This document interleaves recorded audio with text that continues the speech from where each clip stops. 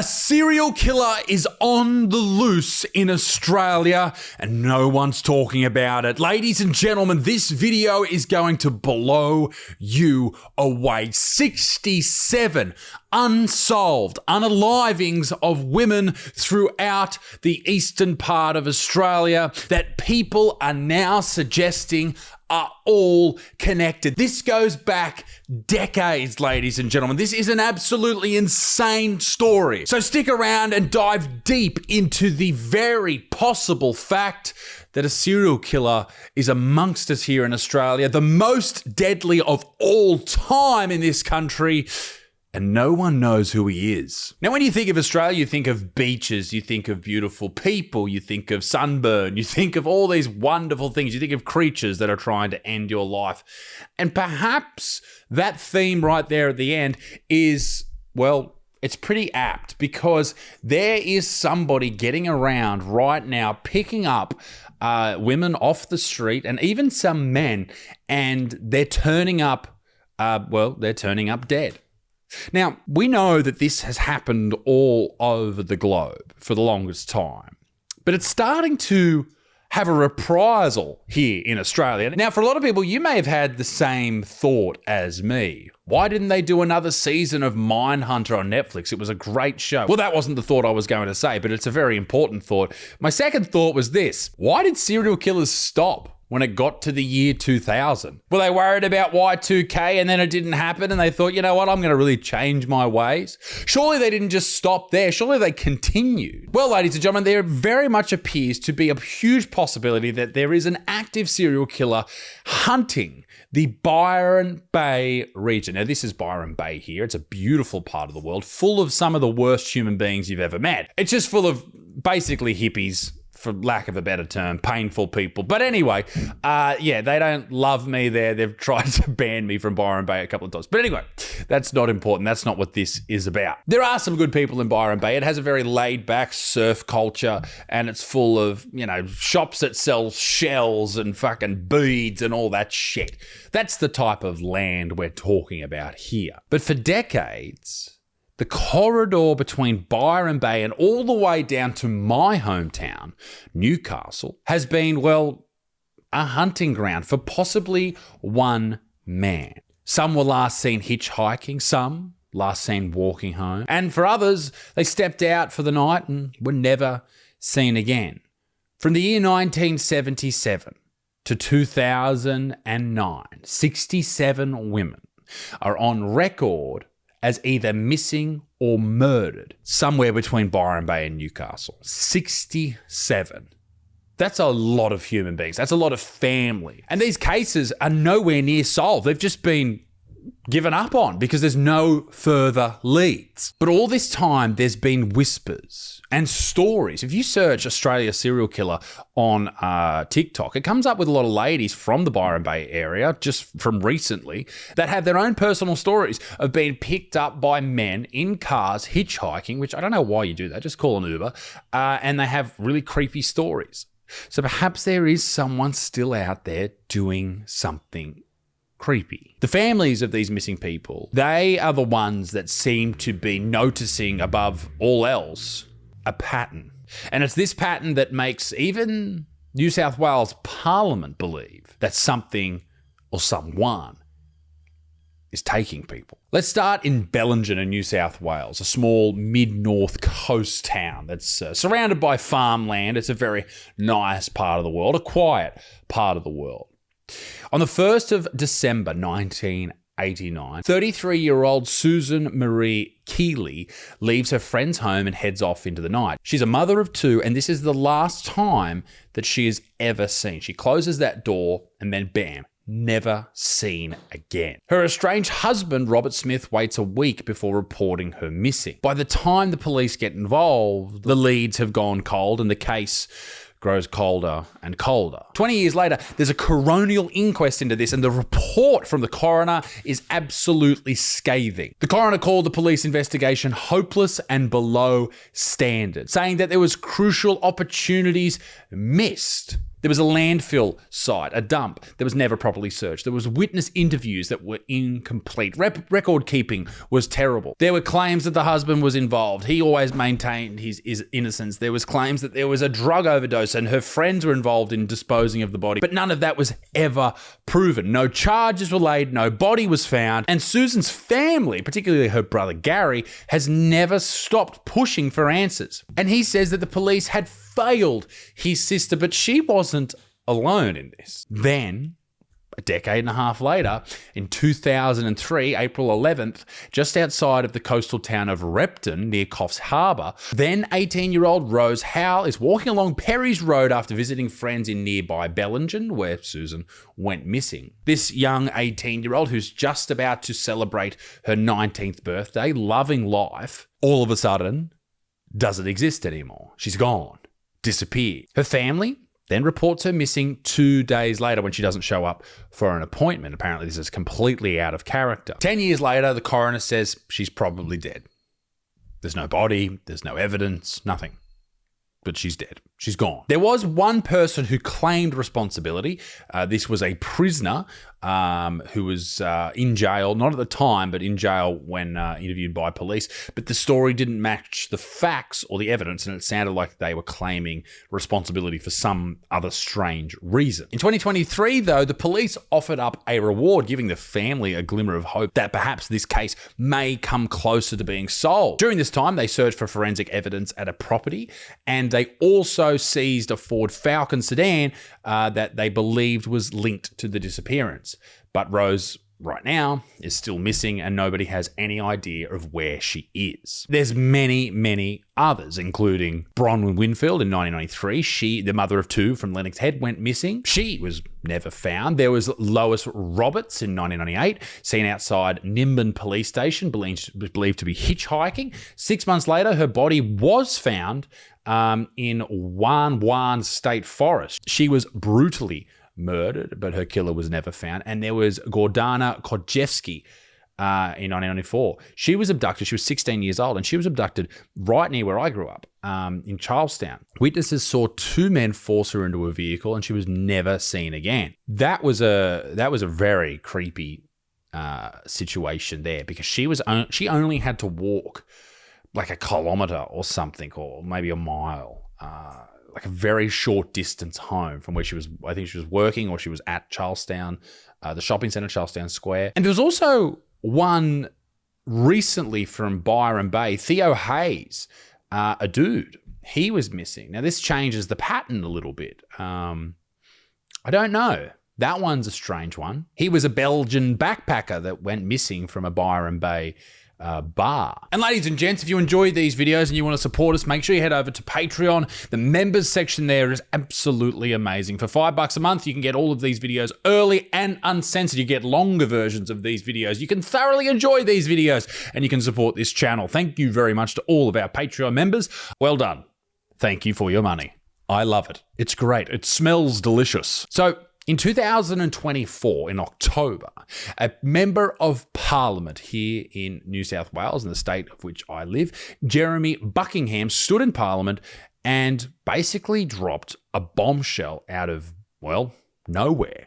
The worst serial killer in the nation's history has gotten away with it. Ivan Milat was convicted of 7 murders.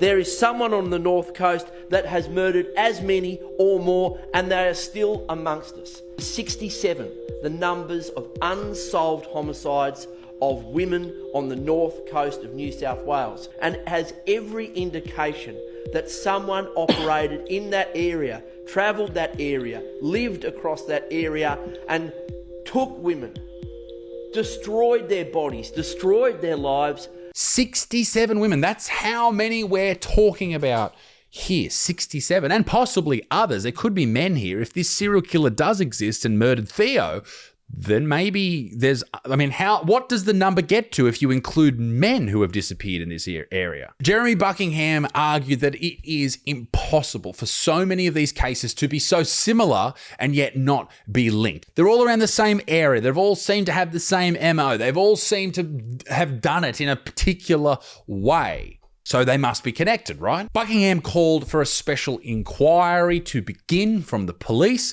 similar to the one that was launched when Ivan Milat was murdered. If you don't know who Ivan Milat is, he is Australia's most prolific serial killer. Well, up until this point, perhaps. In the wake of all of this, the New South Wales Police Force, they launched 3 different strike forces. Strike Force Aletha, Strike Force Arimpa, what is with these names? And Strike Force, Task Force rather, Atlas.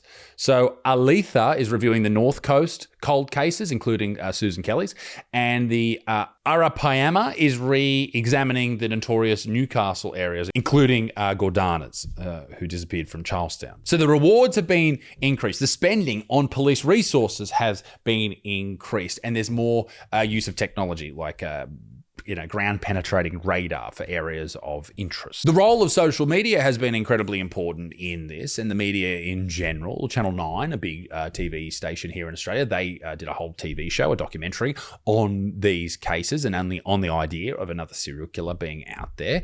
Also on social media, it's very popular to talk about this.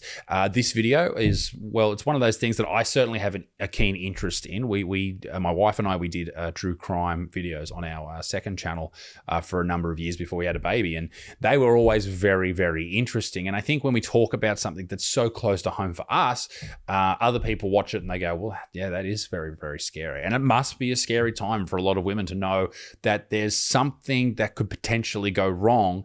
They could just find the wrong person, could pull up and throw them in a car, or they're hitchhiking and they could be, taken somewhere. The fact of the matter is this: you don't know who you're getting in a car with, and you should never do it. But if you do get forced into a car, obviously there's nothing you can do about it. You just got to hope that you're lucky enough not to run into one of these psychos. And I can only imagine how difficult this is for the families. Imagine, it's bad enough when a family member passes away, but imagine never knowing what happened to them. They just disappear, and then that's it. You never get any feedback, any knowledge of what may or may not have happened to this person. That must be absolutely heinous. Like the sadness that the thought of, your little girl or your wife or whoever, their body out there just sitting in the mud. Like, it's fucking horrible, man. Let me focus on Newcastle just for a second. Beautiful part of the world, by the way, God's country. In the 70s, in the early part of the 70s, before Byron Bay was this backpacking hub, and this is where the serial killer now is thought to sort of hang out in the hinterland or whatever, there was a disappearance of several schoolgirls in this area. With a fear that the Newcastle beach murderer might strike again, the mothers of the 2 young victims have made appeals for assistance to police. Now, I've heard stories of Ivan Milat picking up people right on the street almost where I grew up. There was a large road called Burwood Road, and apparently he picked up people there, or at least a couple of people there from the local high school. But there is also tales of other men doing this. Could it be the other serial killer? Perhaps. Did they know each other? I wonder. There was cases like Robin Hickey in 1979, Amanda Robinson in 79 as well, and Leanne Goodall in 1978.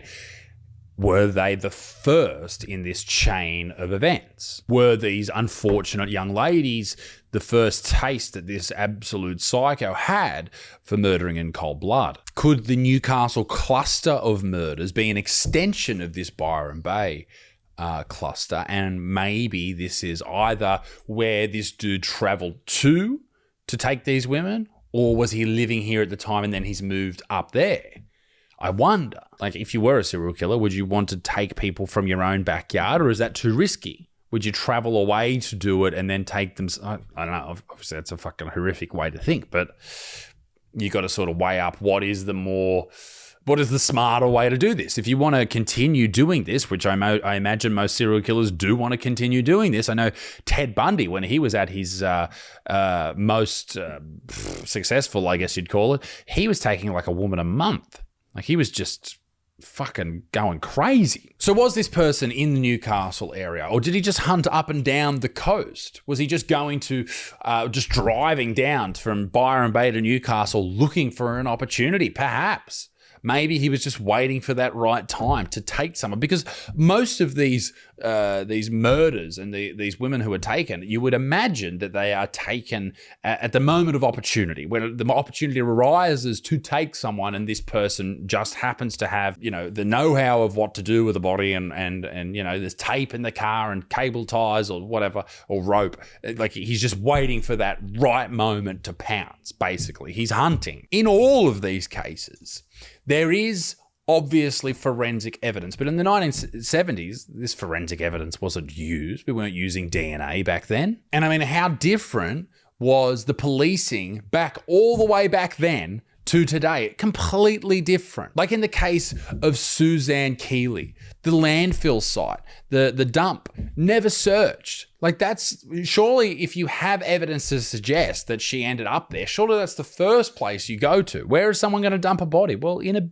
a rubbish bin, right? That makes so much sense. And a lot of people have discovered that there is at least another half dozen to a dozen cases where the forensic evidence had issues with it, or protocols weren't followed, or for whatever reason there was human error involved. That gives us another understanding of why this person or people got away with this shit. Because if there was enough information or enough forensic evidence, even collected back in 1979 or 1978, perhaps we could use that now to find out who this person is. Maybe if there was DNA, but there isn't. It wasn't kept because there was no concept of keeping DNA. There was no reason to do it. Now, I mentioned Ivan Milat earlier, and you probably thought, well, they were both active at the same time. What if it was just Ivan Milat doing these? Yeah, sure.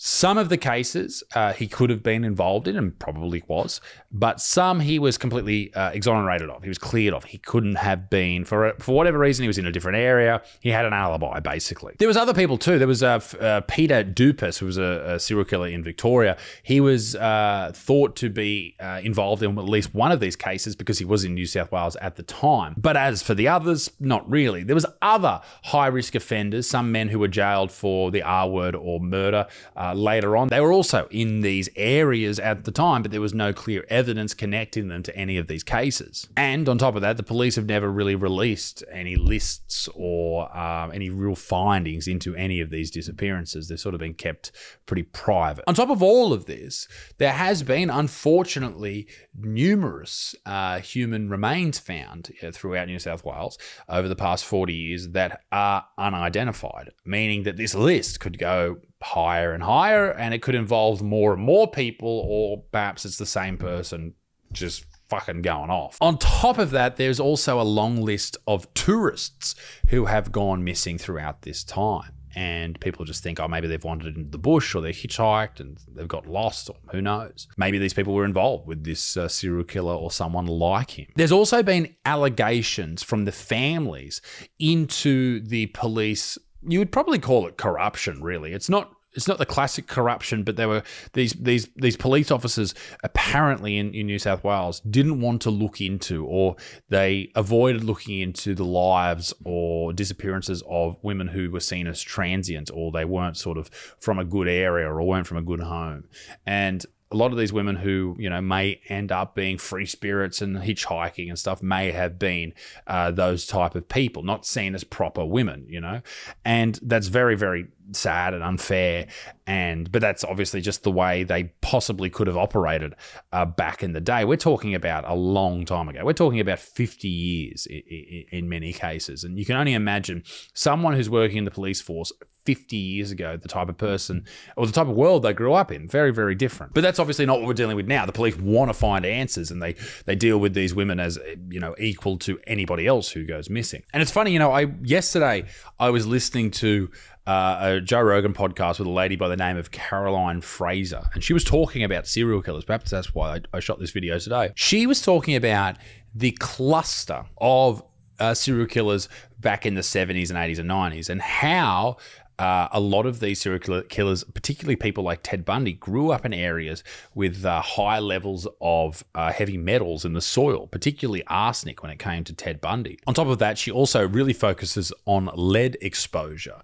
A lot of these people, particularly in the Pacific Northwest, grew up around smelters and all that type of stuff. Perhaps this is a neurotoxin, perhaps this leads to more violent crime, and maybe this is the reason we saw such a massive spike in violent crime in the 70s in America, because these kids that were growing up, they were exposed to all of these heavy metals, not just in the soil from the schmelters, but also from leaded petrol or gas in cars that was just being pumped out into the atmosphere, and people were breathing in and becoming a part of their body. So maybe that had something to do with it. That's something I never thought of, and I think it's really interesting to consider that there was an environmental toxin that was causing people to go absolutely fucking ballistic. And it's not just us, you know, the public who's seen this change in serial killers. You know, they were so prevalent back in the 80s and 70s and 80s and 90s. Criminologists who absolutely agree that because of a combination of social, technological, and environmental changes, it's been harder for serial killers to operate. Number one, there's DNA profiling, there's better policing and forensics, there's CCTV